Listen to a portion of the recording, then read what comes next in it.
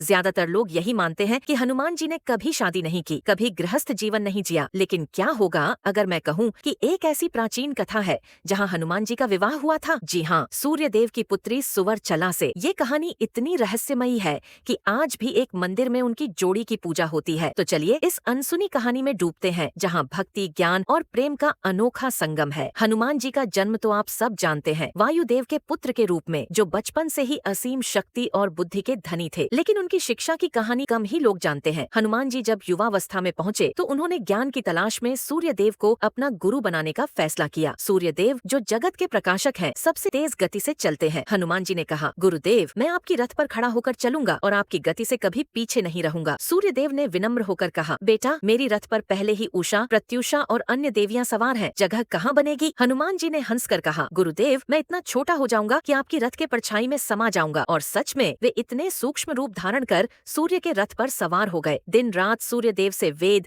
शास्त्र, ज्योतिष, व्याकरण सब कुछ सीखने लगे। सूर्य देव इतने प्रसन्न हुए कि उन्होंने कहा, हनुमान, तुमने जो गुरु दक्षिणा दी है, तुम्हारी निष्ठा और समर्पण, उसके बदले में मैं अपनी पुत्री सुवर्चला का विवाह तुमसे करवाता हूँ। सुवर्चला कौन थी ये? सुवर्चला सूर्य देव की पुत्री थी, जिनका नाम ही उनके तेजस्वी रूप को दर्शाता था। सुंदर प्रकाश वाली वे ज्ञान की देवी थीं, जो वेदों और शास्त्रों की साक्षात मूर्ति मानी जाती थी। ये विवाह कोई सांसारिक बंधन नहीं था, बल्कि ज्ञान और भक्ति का प्रतीक था। हनुमान जी ने स्वीकार किया क्योंकि गुरु का आदेश सर्वोपरि था। लेकिन ध्यान दें दोस्तों, ये विवाह हनुमान जी की ब्रह्मचर्य व्रत को कभी भंग नहीं कर सका। सुवर्चला को वे अपनी आराध्या मानते रहे और ये बंधन आध्यात्मिक था, न कि भौतिक। मान्यता है कि ये विवाह पराशर संहिता में वर्णित है, जो एक प्राचीन ग्रंथ है। वाल्मीकि रामायण में भी इसका संकेत मिलता है। लेकिन हनुमान जी ने कहा, माता सुवर्चला, आप मेरा ज्ञान रूप है, मैं राम भक्ति में लीन रहूंगा और आप मेरी शक्ति का स्रोत बने रहेंगी। सुवर्चला ने सहमति दी और ये विवाह ब्रह्मचर्य का प्रतीक बन गया। कहा जाता है कि सुवर्चला ने हनुमान जी को संगीत, नृत्य और वेदों का गहन ज्ञान दिया, जो बाद में लंका दहन और राम सेतु निर्माण में काम आया। ये विवाह सूर्य लोक में संपन्न हुआ, लेकिन पृथ्वी पर इसका साक्ष्य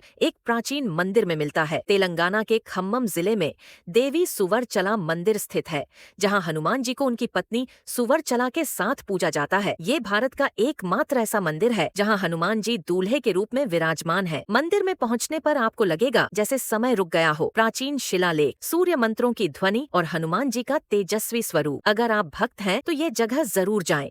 खम्मम से मात्र 10 किलोमीटर दूर वारंगल खम्मम हाईवे पर तमिलनाडु में कलयाण अंजनेयर मंदिर भी है, जहां हनुमान जी को उनकी अर्धांगिनी के साथ पूजा जाता है।